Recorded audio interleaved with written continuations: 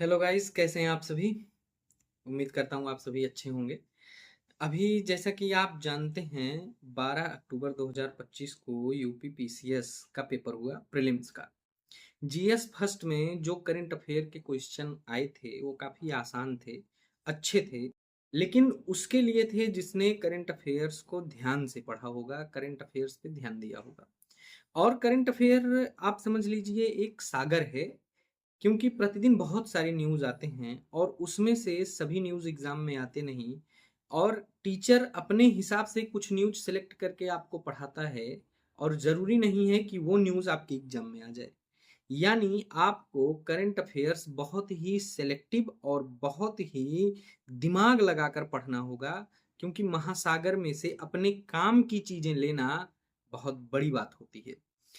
तो आज बात इसी पर करेंगे, क्योंकि जो कल पीसीएस का पेपर हुआ 12 अक्टूबर को, उसमें करंट अफेयर के बहुत सारे क्वेश्चन मेरे नोट्स में हैं जो मैं खुद से बनाता हूँ।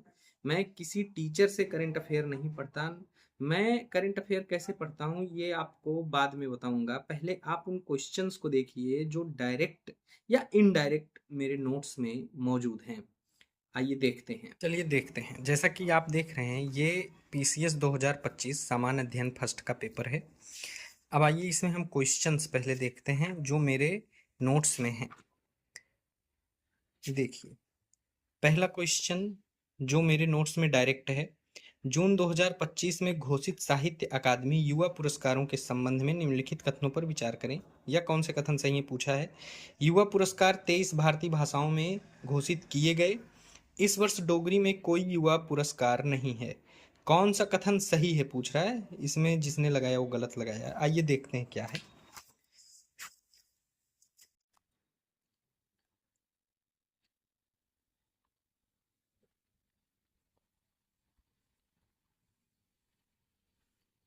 ये देखिए, साहित्य अकादमी पुरस्कार यहाँ पे चर्चा की गई है। साहित्य अकादमी पुरस्कार पार्वती तिर्की फिर उगना कविता संग्रह है इनका, इसके लिए मिला। युवा पुरस्कार सुशील शुक्ल को 1/12 के लिए मिला, जो कि बाल साहित्य है। 24 भाषा में दिया जाता है, 20 पहले भाषा में दे दिया जाता है और 4 भाषा में बाद में दिया जाता है। यानी ये जो यहाँ पे लिखा है 23 भारतीय भाषाओं में, ये कथन गलत हो गया। ठीक है, यानी ना तो एक जो है गलत हो गया। और दूसरा क्या कह रहा है, देखिए यहाँ पे आगे 2024 में डोगरी में हिना चौधरी को दिया गया लेकिन 2025 में नहीं दिया गया। यानी डोगरी में 2025 में कोई पुरस्कार नहीं दिया गया है। यानी ये कथन दो क्या है, सही है। तो इसका आंसर हो जाएगा ऑप्शन ए, केवल दो कह रहा है। देखिए, अंग्रेजी में यहाँ अद्वैत कोटरी को दिया गया Siddharth the boy who became the Buddha के लिए। ठीक है, तो आइए आगे क्वेश्चन देखते हैं। आगे क्वेश्चन है ये आदि कर्मयोगी बीटा संस्करण। अब आइए इसको देखते हैं। आदि कर्मयोगी बीटा संस्करण।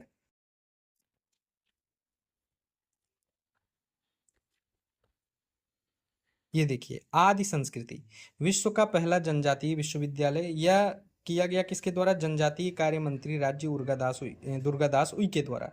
यानी ये आदि संस्कृति है और ये आदि कर्मयोगी है।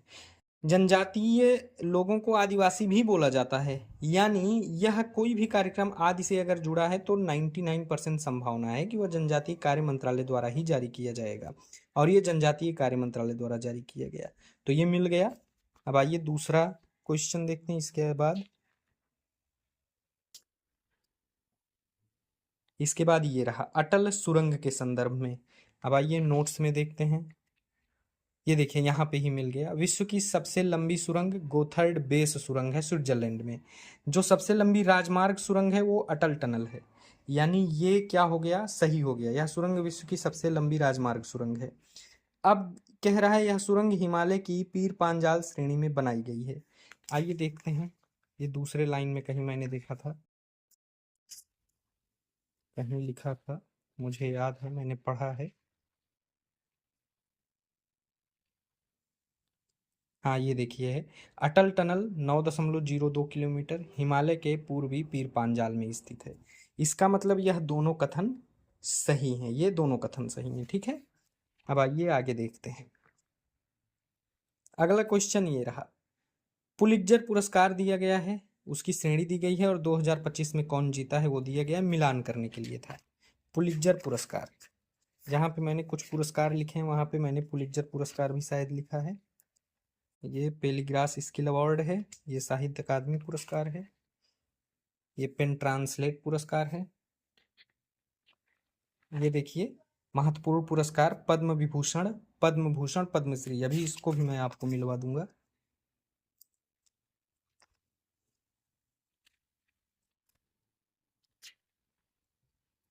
हाँ ये देखिए, यहाँ पे राष्ट्रीय खेल दिवस पहले लिखा है, उसके बाद पुलित्जर पुरस्कार के बारे में लिखा गया है। पत्रकारिता व कला में दिया जाता है। जेम्स पर्सिवल एवरेट को मिला है किसमें, कथा में, यानी फिक्शन आप जिसे बोल सकते हैं। नाटक में जेनकिंस को मिला पर्पस के लिए। टिप्पणी के लिए मिला अबू दोहा को। कुल 8 श्रेणी में दिया गया कला में, और 15 श्रेणी में दिया गया पत्रकारिता में, यानी पुलित्जर पुरस्कार कुल 23 श्रेणियों में दिया गया है ना। अब देखिए यहाँ पे 2 की तो चर्चा की गई है। कहाँ गया पुलित्जर पुरस्कार, यहाँ पे देखिए 2 की चर्चा की गई है, फिक्शन और नाटक। संगीत और जीवनी का मेरे नोट्स में चर्चा नहीं है, लेकिन अगर आप 2 के बारे में जान गए तो आप ऑप्शन एलिमिनेशन के जरिए बहुत ही आसानी से इस क्वेश्चंस को सॉल्व कर सकते हैं, इस क्वेश्चन को, है ना। अब आइए आगे देखते हैं। हाँ ये देखिए, वैश्विक वेतन रिपोर्ट 2024-25 किसके द्वारा जारी की गई, वैश्विक वित्तीय स्थिरता रिपोर्ट, यानी ये दोनों रिपोर्ट साथ ही में पूछ लिया है, 59 नंबर पे 60 नंबर पे, ये डिट्टो मेरे नोट्स में आपको मिलेंगे। आइए दिखाते हैं, जहाँ पे मैंने रिपोर्ट के बारे में लिखा है वहां पे इन दोनों की चर्चा की गई है। हाँ ये देखिए, प्रमुख रिपोर्ट शिक्षा विकास सूचकांक, ये जारी किया गया यूएनडीपी के द्वारा। वैश्विक वेतन रिपोर्ट आईएलओ के द्वारा जारी किया जाता है ना, और आईएलओ के द्वारा विश्व रोजगार व सामाजिक दृष्टिकोण भी जारी किया जाता है। सेफ्टी रिपोर्ट जारी किया जाता है आईसीएओ, उड्डयन का जो संघ है उसके द्वारा। वैश्विक स्थिरता रिपोर्ट वित्त में ये जारी किया जाता है आईएमएफ के द्वारा, और वर्ल्ड ड्रग रिपोर्ट जारी किया जाता है यूएनओडीसी द्वारा। और इन दोनों के बारे में मुझसे यानी हमसे पूछा गया है, तो ये आपको पता चल गया। अब आइए किसी और क्वेश्चन के बारे में देखते हैं, और भी क्वेश्चन है। हाँ ये देखिए, ये कौन भारतीय उपन्यास पत्रकार 2026 के अंतर्राष्ट्रीय बुकर पुरस्कार की 5 सदस्यीय ज्यूरी का हिस्सा है, जो 2026 में जो देंगे उनके जो निर्णायक मंडल है उनमें है। अब निर्णायक मंडल के बारे में कुछ पुरस्कारों की चर्चा की गई है यहाँ पे। मैंने अभी इसको ज़्यादा से ज़्यादा 1 हफ्ता पहले ही पढ़ा था और नोट भी कर लिया था, क्योंकि मुझे लगा कि हो सकता है ये एग्जाम में आ जाए। ये देखिए, ये ज्ञानपीठ पुरस्कार यहाँ पे लिखा हुआ, ज्ञानपीठ पुरस्कार भी इसमें आया हुआ है, अभी मैं आपको दिखाऊंगा। बुकर पुरस्कार 2022 में गीतांजलि श्री को दिया गया, 2025 में बानू मुश्ताक को दिया गया। किरण देसाई को श्रेणीबद्ध किया गया है, अभी दिया नहीं गया। निर्णायक मंडल एनएस रॉय हैं, एकमात्र भारतीय इसमें है वो, और कुल 5 सदस्य हैं। अब देखिए, इसमें एनएस रॉय का पूरा नाम दिया गया है, नीलांजना एस रॉय, तो आप बहुत ही आसानी से इसको समझ सकते हैं। ज्ञानपीठ पुरस्कार यहाँ लास्ट में था।